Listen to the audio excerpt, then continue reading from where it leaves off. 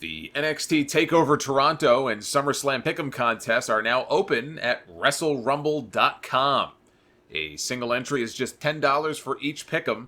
$20 gets you 3 entries, $30 gets you 5 entries, which of course means more chances to win.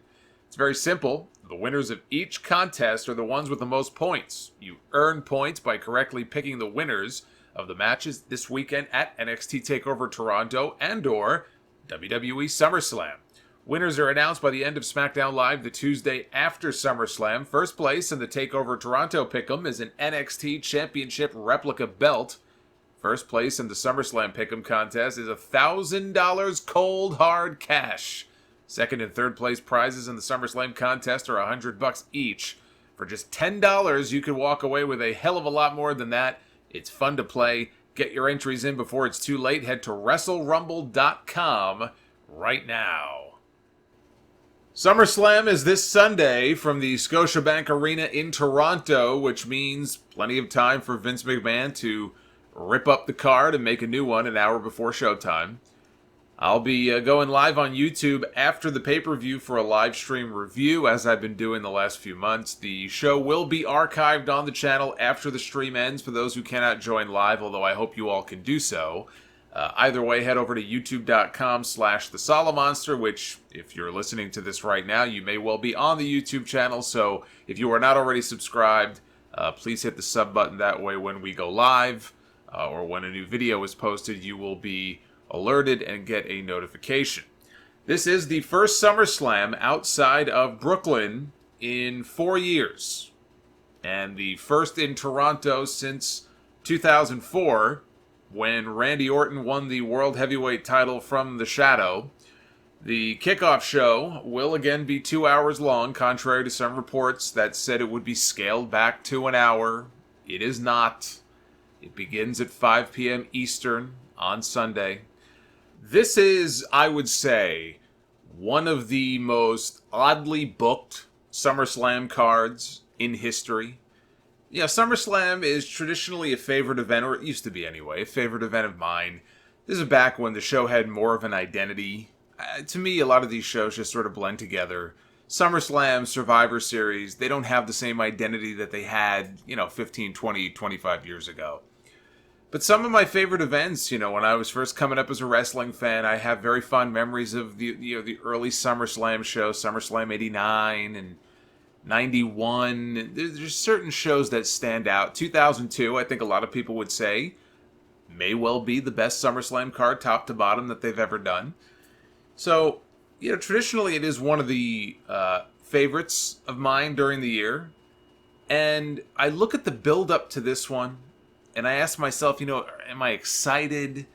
It's just there are some good matches on the card, but it's just a very weird feeling. We have a show that as of right now, and this could change. In fact, I would be stunned if they do not add at least one tag team title match after I finish recording this. I'm recording this on Wednesday night.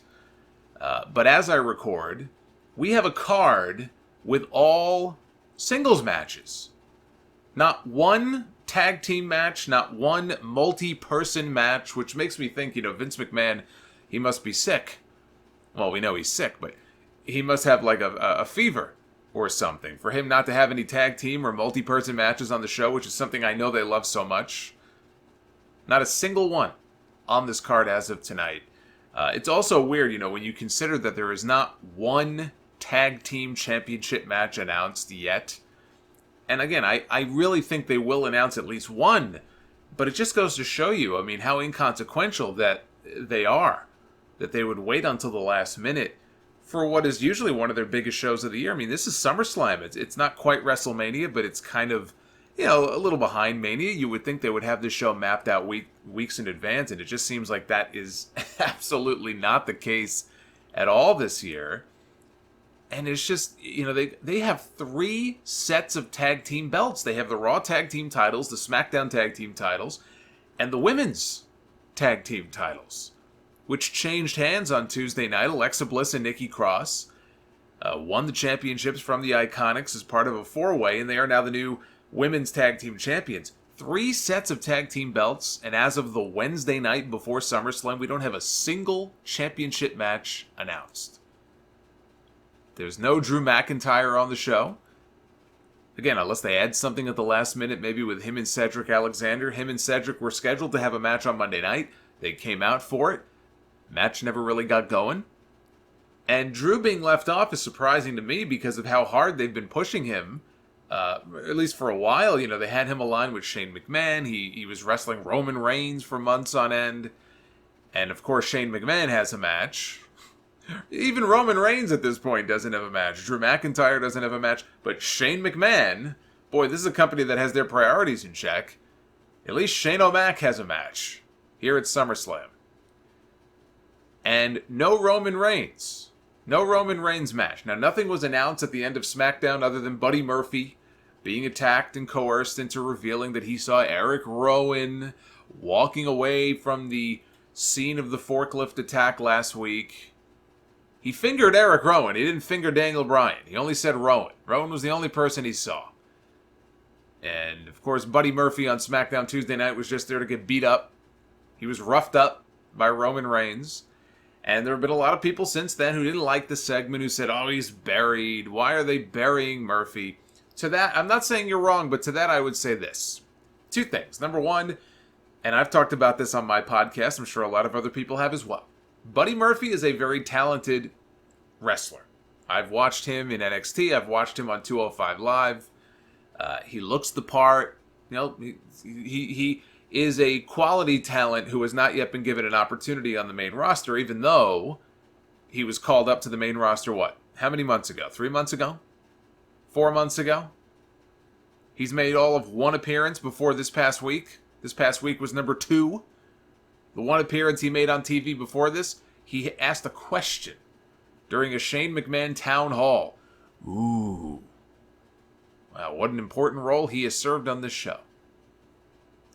And it sucks because, again, he is one of those guys like Ali who I looked at when they were on 205 Live, and I said, if there are any cruiserweights who I think have the ability to cross over and become, the term big is relative, but become a big star on the main roster, Buddy Murphy is one of those people.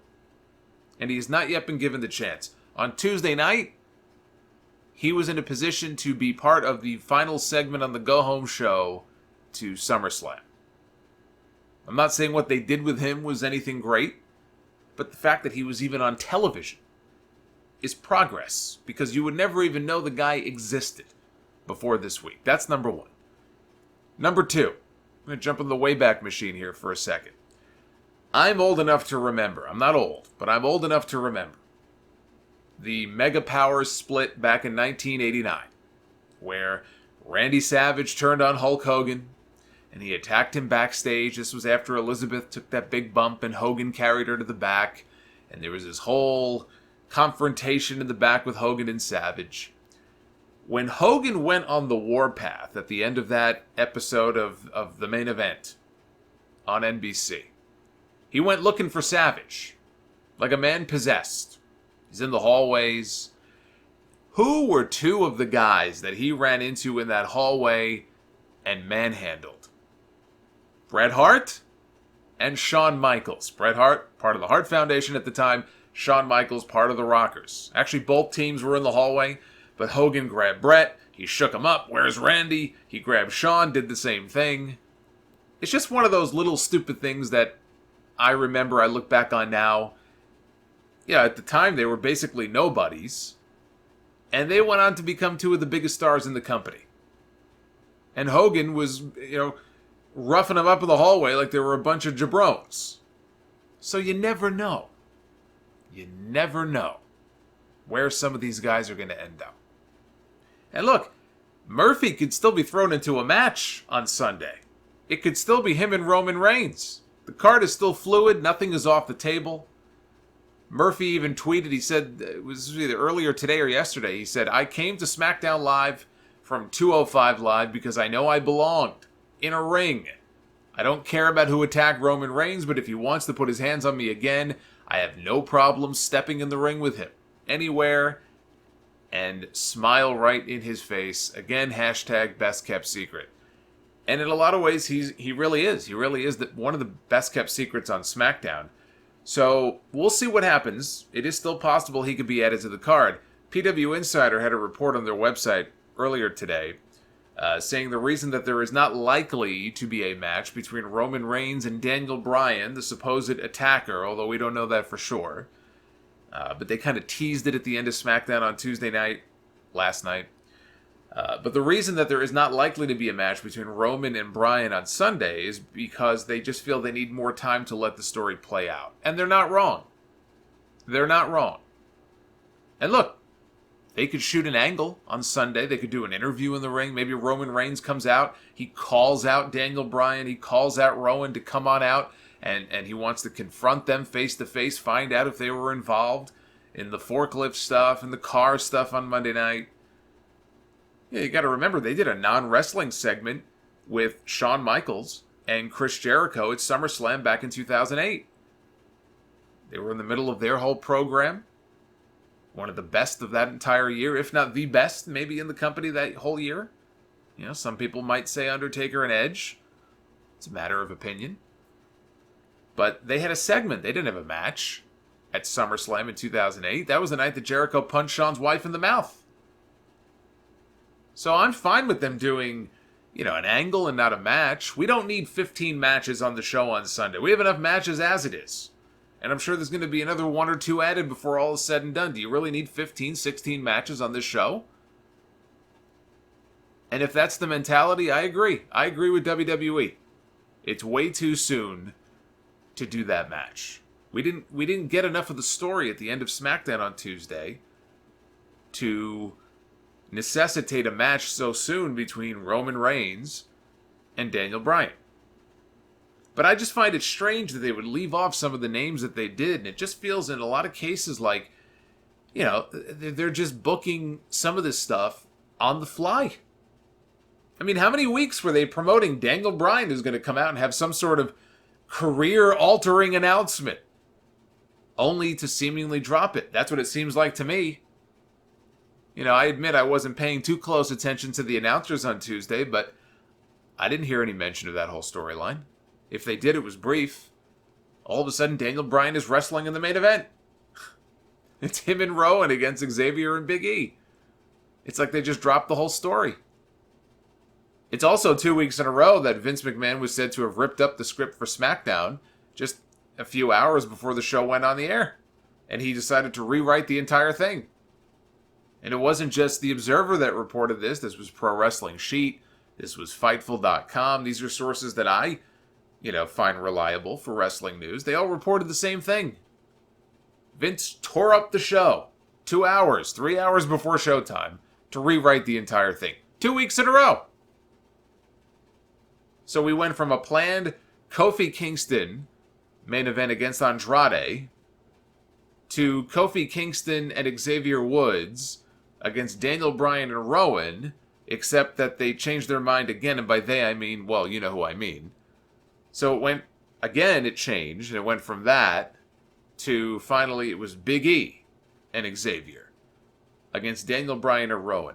And I look at this, and I read these stories. The week before, supposedly, they were already on the air live, and they were still writing the show. They were still writing Hour 2 when Hour 1 was on the air. And I said last week, it's like Nitro reborn. No wonder they put Eric Bischoff on the blue brand. And I'm not even blaming Bischoff because from all accounts, he doesn't have a whole lot of input so far into the creative end of it. But I just find it funny that they put Bischoff on SmackDown and we're hearing stories like this because these are the exact same things that you used to hear about WCW back in the day, as dysfunctional as they became.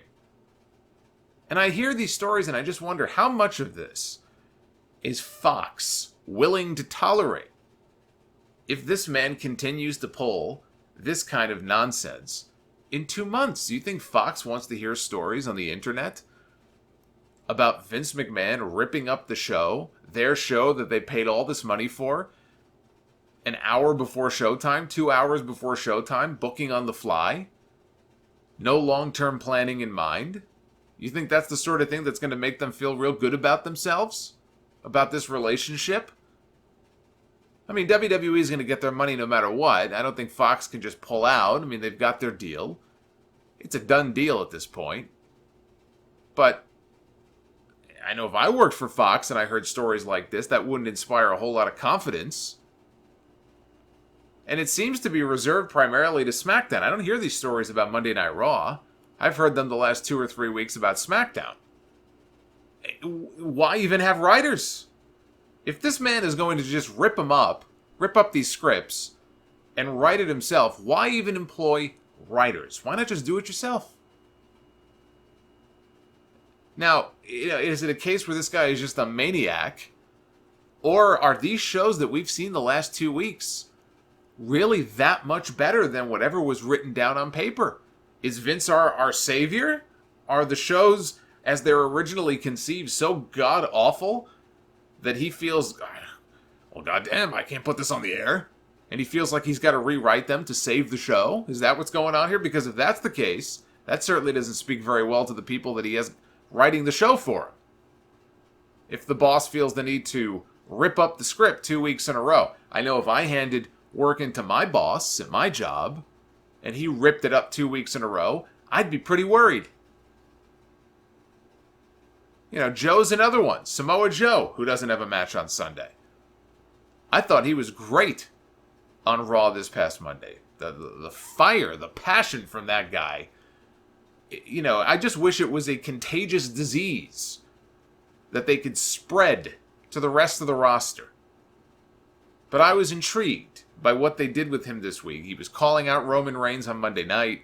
He confronted him in the parking lot. He showed concern when that car came out of nowhere and ran into Roman's car. Roman was getting out of his rental when this other vehicle slammed into his car. And Joe all of a sudden went from, I hate you, Roman, to get a medic. Stay down, get a medic. Because that's how a human being would react. That's real human emotion. That's what I liked about that segment. I still think the whole thing is incredibly stupid. You've got somebody running around trying to murder Roman Reigns. But I thought the way they played it off with Joe on Monday night was actually very well done. Then on Tuesday, Roman does the sit-down interview with last week's sad tweet recipient on the Sound Off, Kayla Braxton. And Roman turns to face the camera. He looks directly into the camera. And he apologizes to Samoa Joe. He apologized for thinking that Joe had anything to do with the forklift attack on SmackDown the week before. And like a man, he apologized. So, do we get some kind of new Samoan alliance between the two of them and Joe goes, babyface? I mean, I'd be down for an alliance of Roman Reigns and Samoa Joe and maybe the Usos if Jimmy Uso could get his shit together. Or maybe I'm way off. Maybe Joe is involved. Maybe Joe is trying to murder Roman Reigns, but he's not alone. Maybe he acted with at least one other party. Maybe he did operate the forklift, but he let Daniel Bryan drive the car. And the two of them are in cahoots. It creates some interesting scenarios, potentially, for Samoa Joe. Although my fear is that Joe actually won't be involved in any of this going forward, and they don't have any real plan for him at all, which I think would be a crime. Samoa Joe needs to be featured in something big. He needs to be featured, if he's not going to be champion or anything, he needs to be featured in something big. He's too good of a performer, especially on the mic. If they're going to do these silly skits and stuff, you want somebody in there who can make it believable, Samoa Joe is your guy. And I kind of feel like that apology that Roman gave him on Tuesday is not the end of Joe's involvement in this. So anyway, that's my thoughts on the whole Roman Reigns nonsense. There is no Intercontinental Championship match scheduled at this point. This is after Ali pinned the champion a week ago. And then, of course, this week, Ali got pinned by Dolph Ziggler on Tuesday. So I don't know what the hell's going on with the IC title.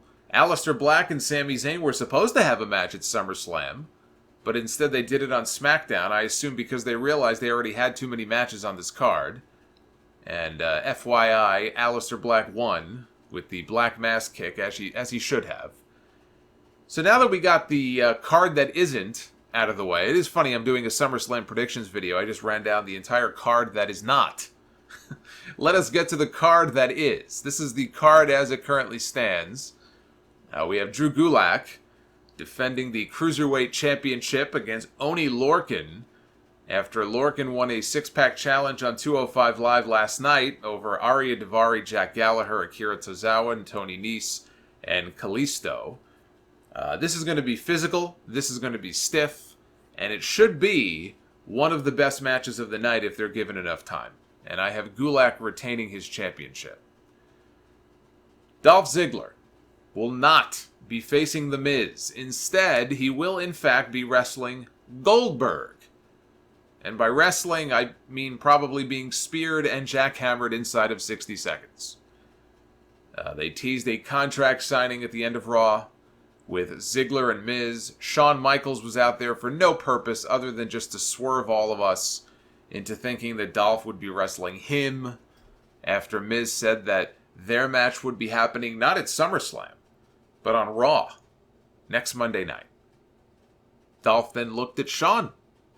Right? That was the next natural person to look at.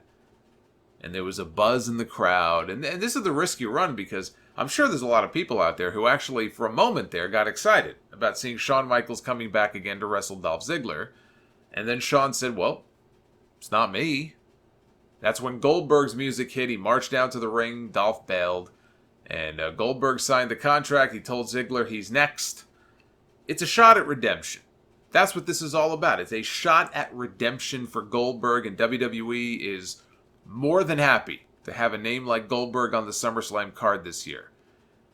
But it's a shot at redemption for Goldberg after the debacle with The Undertaker in Saudi Arabia.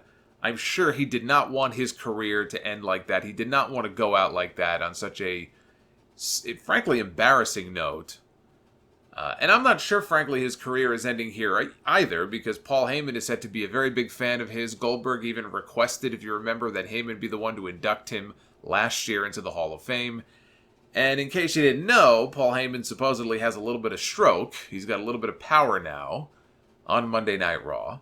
And I'm sure that he would love to use Bill Goldberg for a big match here and there. So I don't for a second believe that this is the last match that we'll ever see with Goldberg. But Undertaker had a good showing last month in that tag match at Extreme Rules. He got to wipe the slate clean, make people forget about what happened in Saudi Arabia. And now it's Goldberg's turn.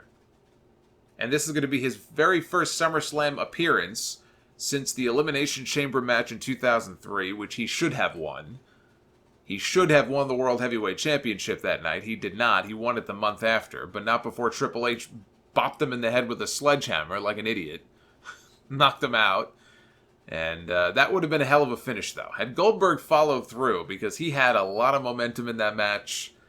And, man, that would have been a huge moment had he won the championship that night. But it was not to be. I'll say this much. I will buy a fucking boat and rename this show the Solomonster Sounds Off if Dolph Ziggler wins this match. There is no chance of Dolph Ziggler winning this match. Goldberg wins, and he does so easily. We have Bayley defending the SmackDown Women's Championship against Ember Moon. It's nice to see Ember in the championship picture, but they have done a god-awful job of making her feel like a viable challenger. In fact, they've gone out of their way, I think, to make her not feel special. It's almost like, let's see what we can do. We've already announced that this woman is going to get a championship match. Let's get everybody in a room and try to figure out all of the different ways that we can get people somehow less interested in seeing this woman challenge for the Women's Championship. It's almost to the point where it feels like she doesn't deserve to be in the match. Right? 3 weeks ago, she did pin Charlotte. She pinned Charlotte Flair in a matter of seconds with a fluke roll-up strictly because Bayley caused the distraction. Oh, wow. Hell of a win. It's like Hurricane rolling up The Rock and pinning him on Raw back in, what year was that? 2003. What did that mean? It's a moment that people still remember, but it didn't mean shit for the guy's career. So, that was 3 weeks ago. 2 weeks ago, Ember ate the pin in a tag team match with Bayley against Alexa Bliss and Nikki Cross. Of all the people in that match, she had to be the one to eat the pin. Fast forward to this week, just last night, she wrestled Natty from Monday Night Raw because of the stupid wildcard rule. She wrestled Natalya for all of what? 2 minutes? before Natty locked her in the sharpshooter on the outside, had her screaming in agony, refusing to let go. Bayley had to run down to save her. The challenger for the Raw Women's Championship made the challenger for the SmackDown Women's Championship feel less than. You should never do that. I expect Bayley to retain here. I'm picking Bayley to keep her championship, and I would not mind seeing Ember snap when this match is over. After all of this, after all the shit that's gone down these last few weeks, she loses, but she snaps, and she goes heel. They tried the same thing with Becky Lynch last year at SummerSlam, and it ended up turning her into the biggest babyface in the entire company. I'm not saying the same thing's going to happen here, but hey, what I say before, you never know. Ricochet challenges AJ Styles for the United States Championship. I have been enjoying seeing AJ as a heel again. He and the band are back together. Anderson and Gallows, now they have the Raw Tag Team titles. AJ has the US title. They've got all the gold. All the gold that doesn't mean much, but they've got all the gold. Which, of course, AJ took the championship from Ricochet last month at Extreme Rules. Now, what would I do? I would keep the belt on AJ, I think, because he just won it. And, you know, the whole OC, they just got back together. They have all the championships.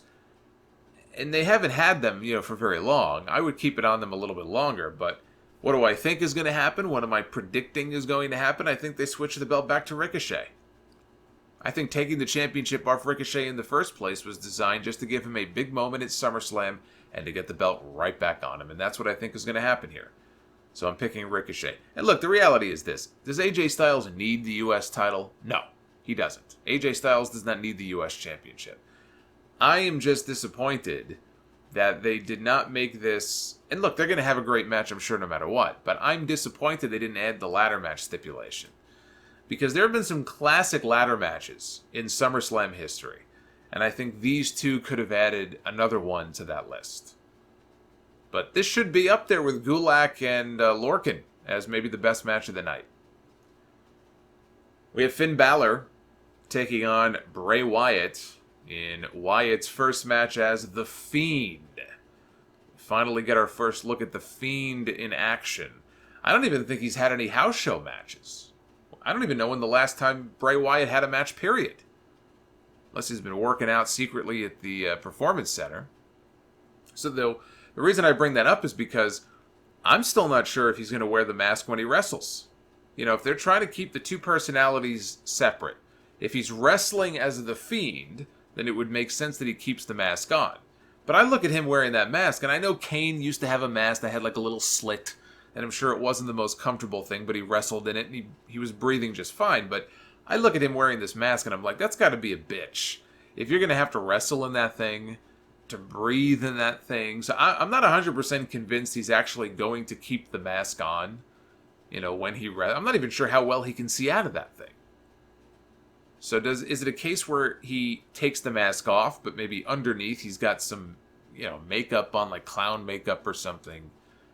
Yeah, that's my question.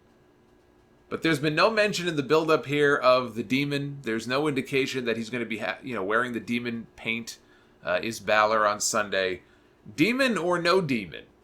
Especially with Balor, we know he's going to be taking a couple of months off based on the reports that came out a few weeks ago.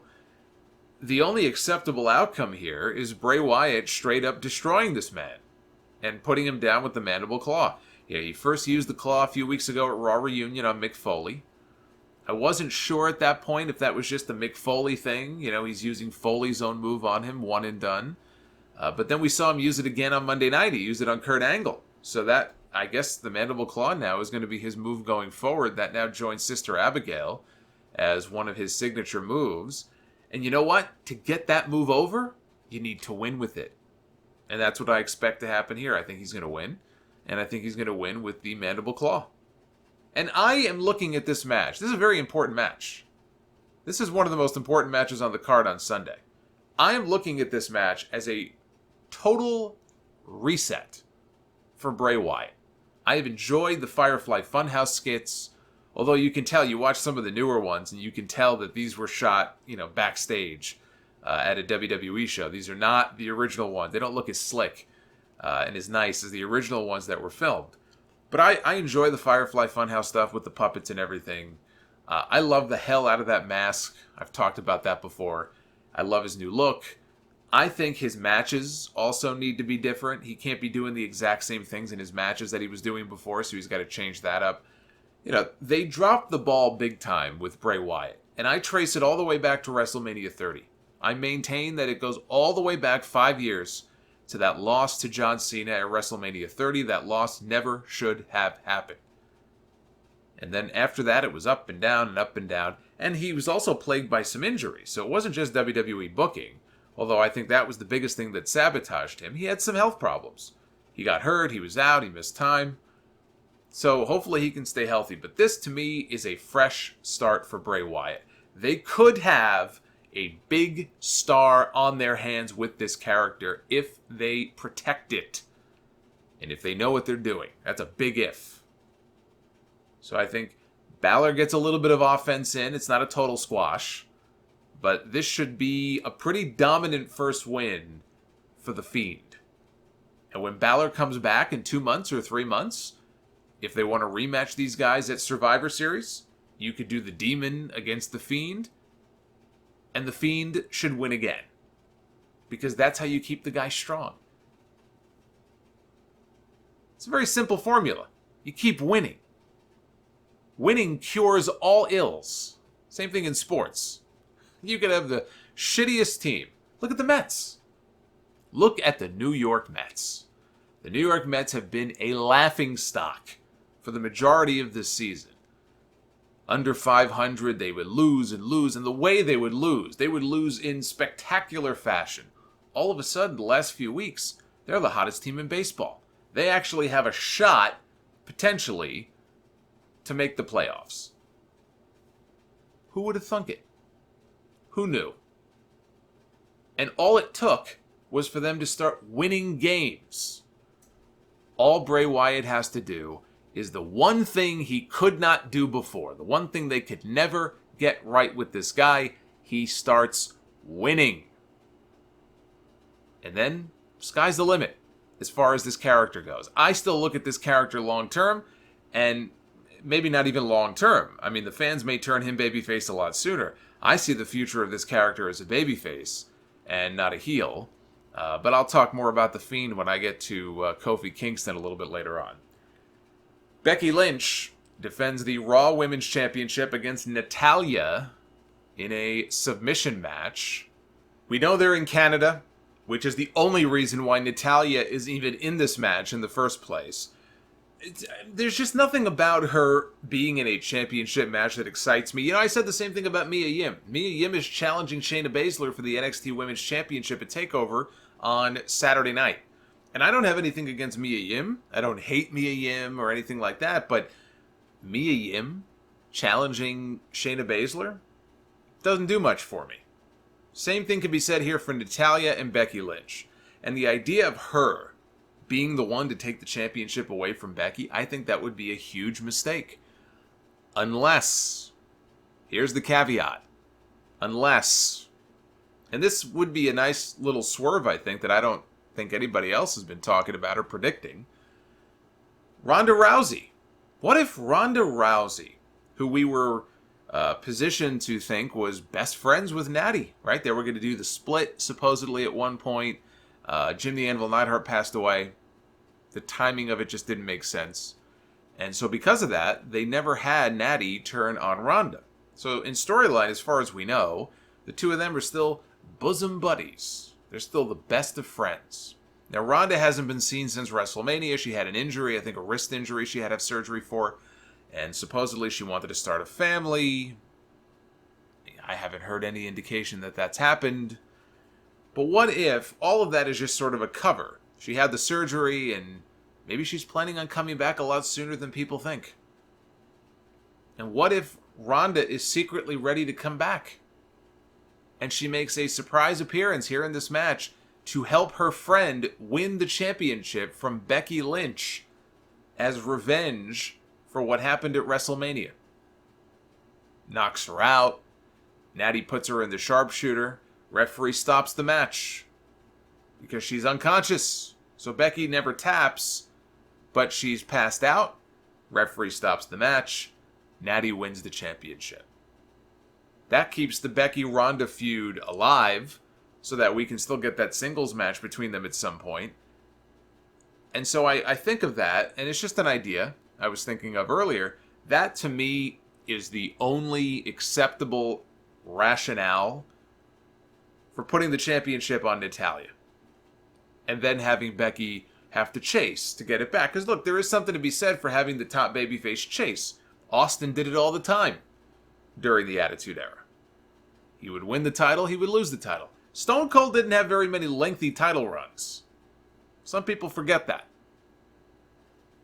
So I'm not saying there isn't a certain logic to having Becky be the one to chase, because after a while people can get kind of tired of seeing you hold the championship for so long. But I don't think Natty is the right person to do it unless there is some kind of tie-in with Ronda, and I don't think that's going to happen. I don't think that's going to happen. That's me fantasy booking this thing. If I'm being practical, if I'm being more pragmatic here, I think Becky retains. Becky is my pick to retain. She does so with the disarmor. On Monday, they had Becky team up with Charlotte to take on Natty and Trish Stratus. I don't believe Trish ever tagged in. It ended with Natty refusing to break the sharpshooter on Becky. Becky was selling a knee injury. By the way, I'm watching that and I'm saying to myself, and I used to see Bret Hart use this move all the time, right? I've seen plenty of sharpshooters. I've been in the sharpshooter before. I put the sharpshooter on people. I abused my poor brother with it when we were growing up. I look at that move and I say to myself, wouldn't it make more sense to sell a back injury with a sharpshooter? Not your knee. I mean, I understand the knees are all wrapped up and everything, but like the few times that I found myself on the receiving end of a sharpshooter, it was my lower back. Because the SOB was pulling back on the hold too much. I mean, it wreaks hell on your back. It just would seem to make more sense to me to sell the back than the knee. It's not like it's Indian Deathlock, but that's neither here nor there. So I expect Becky to be selling the knee here for sympathy. How much is she going to get, though? Everyone's saying, oh, Canada, oh, Canada. I wonder about that crowd reaction. Everyone thinking that Natty is going to be some kind of... She's going to get like a Hogan pop when she comes out and Becky's going to be booed out of the building. I would think Natty is probably going to be mostly cheered, but I don't think Becky Lynch is going to walk out there and get, HBK in Montreal heat or anything like that. So I'm kind of curious to see what kind of reaction crowd-wise she gets, but I do think that Canada or not, Becky is going to retain the championship. Speaking of Canadian heroes... Kevin Owens battles Shane McMahon in a match where if Owens loses, he must leave WWE. Owens tried to get Shane on SmackDown this week to agree that he too would leave WWE if he lost, but Shane is no dummy and he refused. Shane then regaled us with all the different ways in which he could end Kevin's career on Sunday. Pinfall, submission, countout, disqualification. Elias attacked from behind. Owens fought him off, and he threw Shane over the announce desk. And he was going to go after him when Elias recovered. They're up on the announce desk, and Owens gives him a stunner on top of the announce desk. Shockingly, the table did not break. So then Shane trips Owens. Owens takes a back bump flat on the table. Shane overturns the table like he's... Ryback during the Nexus invasion. So you've got Owens on the ground. He's kind of buried underneath this table, and Shane puts a chair and by his head, and he drop kicks the chair in Kevin Owens' face because he's the best in the world. So that was the last image that we had on Tuesday night. Shane McMahon smacking Kevin Owens in the head. He was slapping him pretty good too. He was paintbrushing him. And I'm going to vomit if Shane McMahon wins another match over a top babyface. They're definitely building Owens into a top babyface on SmackDown. But I will vomit if this man wins another pay-per-view match. Owens has to win. Owens is my pick to win. I'm predicting a Kevin Owens victory. But he's got to win. If Shane wins, I'm sure it ends up being like Owens in Ring of Honor when he was doing the whole angle with Jim Cornette. He's trespassing. You're not supposed to be here, and he shows up anyway. But I feel like we've been there, done that. Like we've already seen this with Kevin Owens, no less. We've already seen this. There is no need to see Shane McMahon score yet another victory over his babyface opponent. Look at all the good that did for The Miz. This man is taking the stunner. He is going to lose. That is my prediction. And hopefully Shane will take a little bit of a break and give us some room to breathe, and Kevin Owens can move on to bigger and better things on the SmackDown brand. So Kevin Owens is my pick to win, and that leads us to another Canadian. Boy, there's a lot of Canucks here on the show. Trish Stratus returns for one more match against Charlotte Flair. We've already got Goldberg coming back on this show. The returning legend, the returning Hall of Famer. There's two returning Hall of Famers on this show. One is Trish Stratus here in this match, and the other is Bill Goldberg. And in the Goldberg match, there is absolutely no doubt as to what the outcome is going to be. As I said, I will turn the show into the Solomonster Sounds Off if Dolph Ziggler wins that match. So the outcome there is not in doubt. Here, to have Trish beat Charlotte, even though it is in Canada, would be a mistake. Charlotte should win. Charlotte will win. That is my prediction. Although it should be more competitive than I'm sure Goldberg and Dolph is going to be. I don't want, like that match, if it goes a minute, I'll be shocked. Hopefully these two women have time to go out there, and it's two very big names. Charlotte is being positioned as, the woman who's going to go on to become the greatest of all time. And in fact, sometimes they already call her the greatest of all time. And at one point, Trish was kind of looked at as that in the women's division in WWE. She was never the best women's wrestler in the world, but she improved a lot, and she went on to become one of the best in WWE. So this, is a big attraction that you would hope they give enough time to. I think people would be disappointed if this match went 3 minutes. So unlike the Goldberg match, hopefully this one gets some length to it. But Trish had the perfect send-off. She got to go out in 2006, I think it was, in Toronto, in this very city, in her hometown, winning the Women's Championship in her final match. She got the fairy tale send-off that very few people get. It's always, well, you're retiring, or you're leaving the territory, and you've got to do the job, you've got to do the honors, you've got to be the one looking up at the lights. She got to win the championship in her final match. So, she already had her big send-off. Trish does not have to win this match. She does not need this. Trish slapped her in the face on SmackDown. Charlotte, that is. And that's how they left things in the build-up to this match. Charlotte's been going after her for being a mom, and she drives a minivan. But she loves talking about that minivan. I'd love to know what brand. It's a Jeep Grand Cherokee. I mean, what kind of car is this woman driving? Charlotte, is she stalking her in the parking lot? She keeps talking about this minivan. But, like her or not, Charlotte is your big female star of this current generation of women in WWE. That's how she's positioned. One of them. Obviously her and Becky. I'd like to say Sasha Banks and throw her on there if she ever decides to come back to work. But unlike the Goldberg match, where a guy like Dolph at this stage he's not going anywhere. They're not building around somebody like Dolph Ziggler. So you can beat him. It's fine. I wouldn't do that here. Now, could you pop the crowd with like a fluke roll-up and have Trish win, but then immediately get beaten down? And then have somebody like Sasha run out to a big pop to make the save? Yeah, you could do that. It's an idea. But I think Charlotte wins. Because they have their narrative. She is going to be the greatest female performer of all time. She is going to be the greatest women's wrestler in this company, they will say, that ever lived.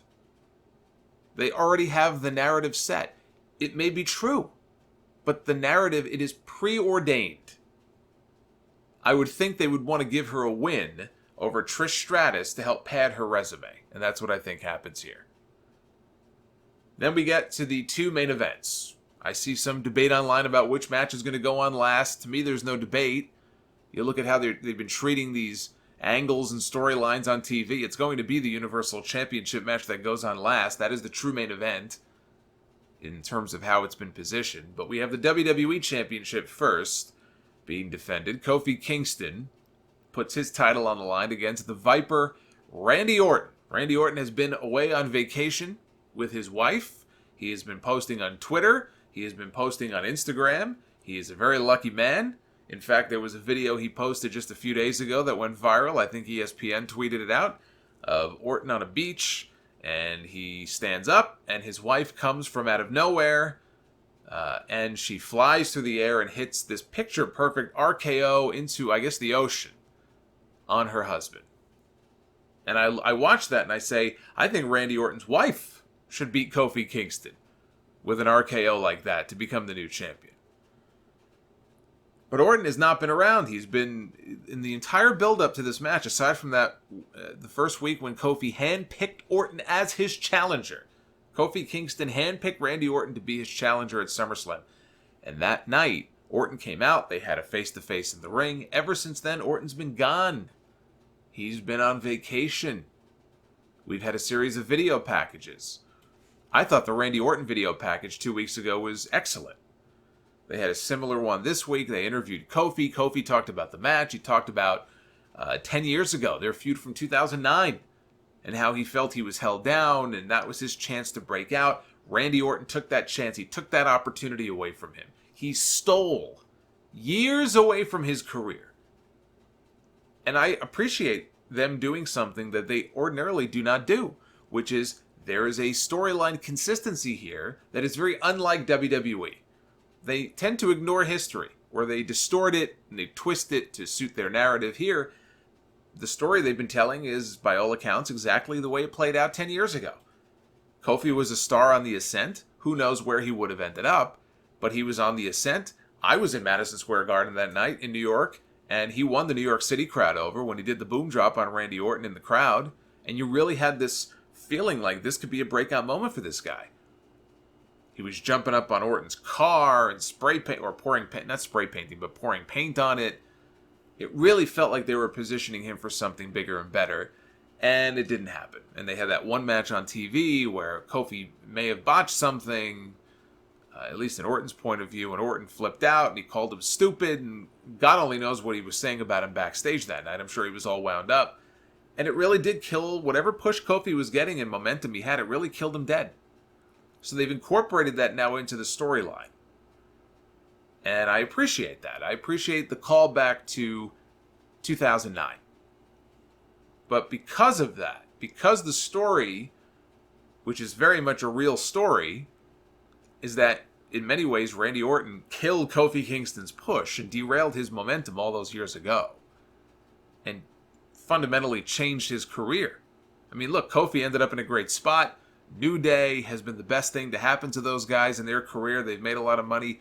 Kofi Mania, he won the World Heavyweight Championship, so Kofi doesn't have any reason to look back and have all these regrets. He ended up in a great spot. But if the story they're telling is that here's this guy, this stuck-up veteran who held this guy down and for a time basically stalled his career and ruined his career, Kofi has to win.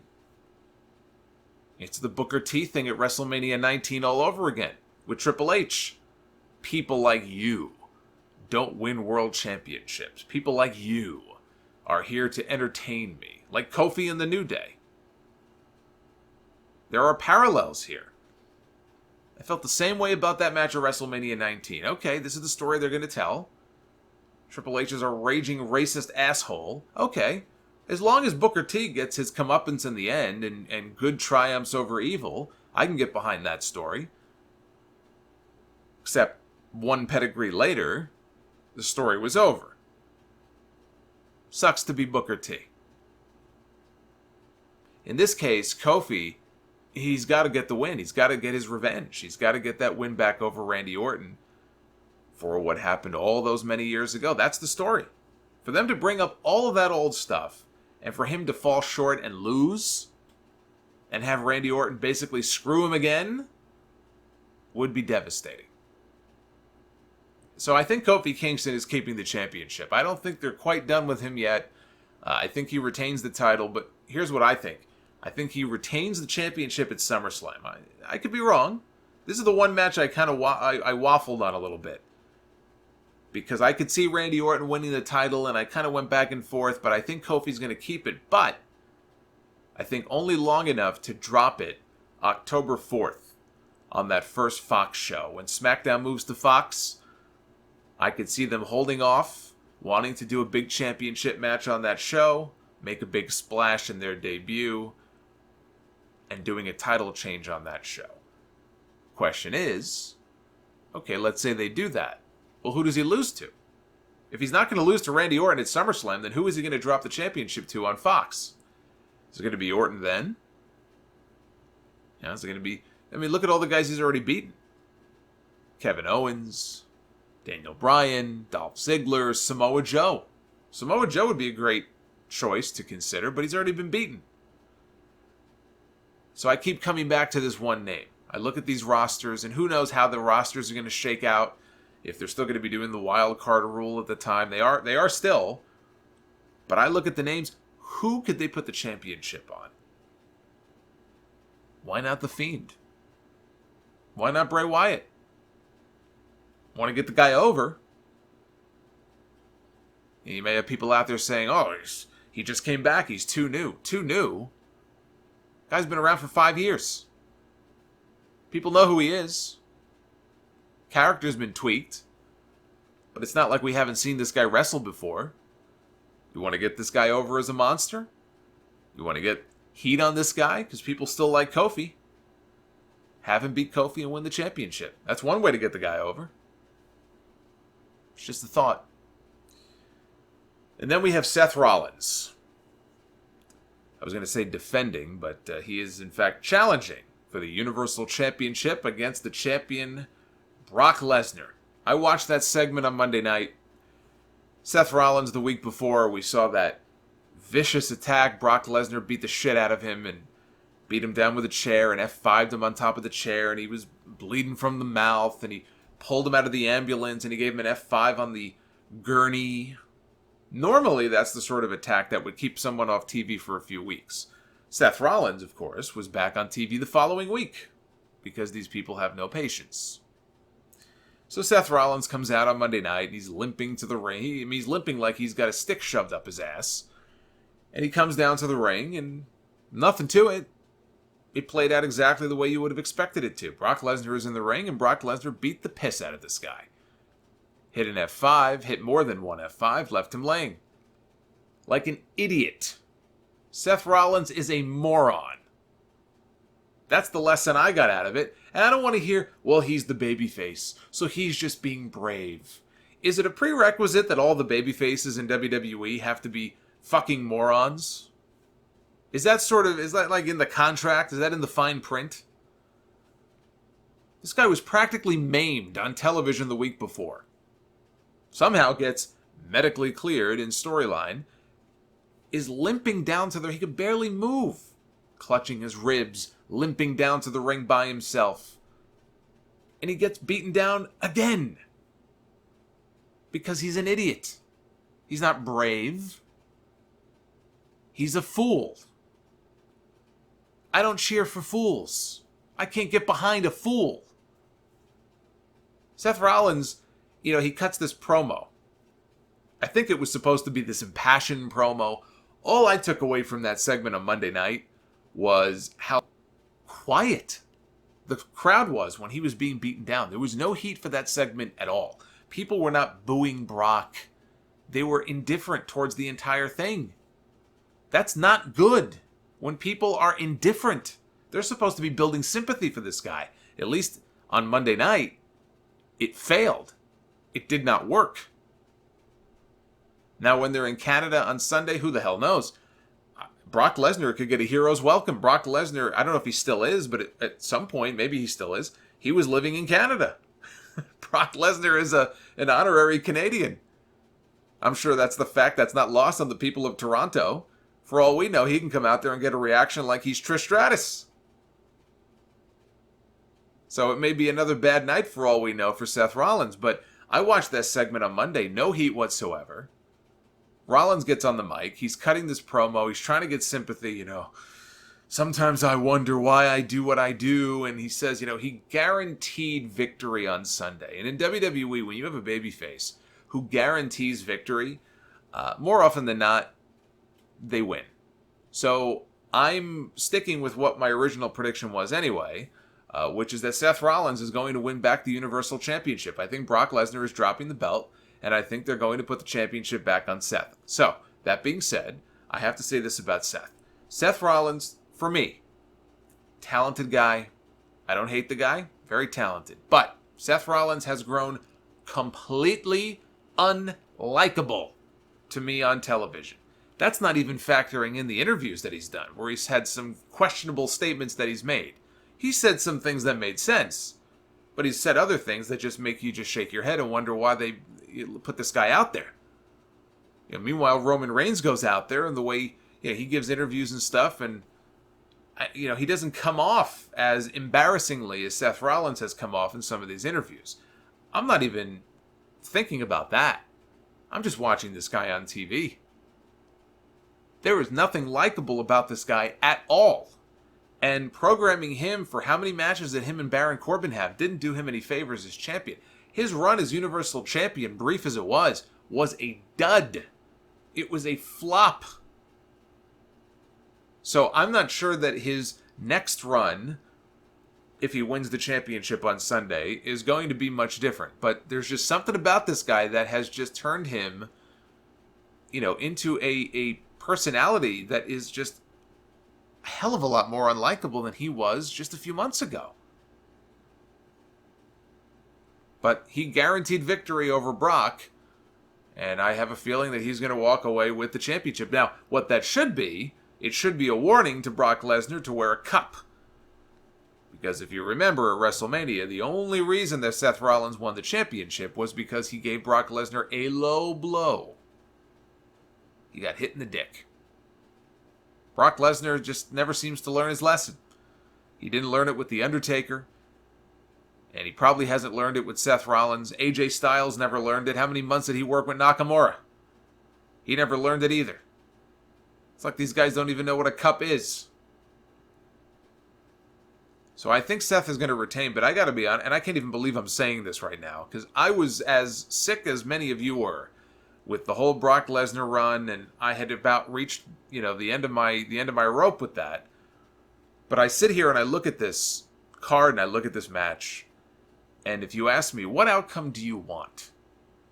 What outcome do you want to see on Sunday at SummerSlam? Even though I think he's going to win, the outcome that I want is for Seth Rollins to lose. I would love for Brock Lesnar to go out there and beat the shit out of him.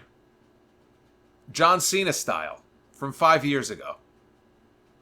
Suplex him, throw him around, grab a chair, beat the shit out of this guy, and then pin him 1, 2, 3. And I hate that I feel that way. But if I had to get behind somebody in this match, I'm getting behind Brock. I would love to be wrong in my prediction for this match. Then it just becomes an issue of, if you're not going to put the championship on Seth, who do you put it on? I haven't quite figured that part out yet, because you got to get the belt off Brock at some point. But as far as SummerSlam goes, yeah, I just can't find myself. I cannot find it within me to get excited about Seth Rollins winning back the Universal Championship, because his last run, his most recent run, was completely uneventful and completely uninspiring. And there is absolutely nothing likable about this guy and his character at all. And maybe that's one of the biggest problems with WWE right now. How many characters, how many wrestlers do you look at and truly feel like you can get behind them, you like them, you want to see them win, you get excited when they're on television? You might have somebody like that. I don't know who that is anymore. That's been lost. I don't know that that person exists. Maybe The Fiend, but we haven't even seen him wrestle a match yet. I'm excited for that character, but I can't say that I have anybody like that I can point to right now on WWE television. That's a problem. But I'd love to be able to latch on to that one person at least who I can say, this is a guy I can get behind. This is a guy who, when they're on television, I sit up in my chair and I pay attention to what they're saying. I pay attention to their matches. I don't know on the main roster right now that person exists. Follow along with me, all the action this weekend on Twitter, at Solomonster, NXT TakeOver Toronto on Saturday night. Episode 612 of the Sound Off will drop as usual Sunday afternoon on all the usual platforms, and I will see you back here late Sunday night once the SummerSlam pay-per-view goes off the air for a live review here on YouTube. Until then, take care, guys.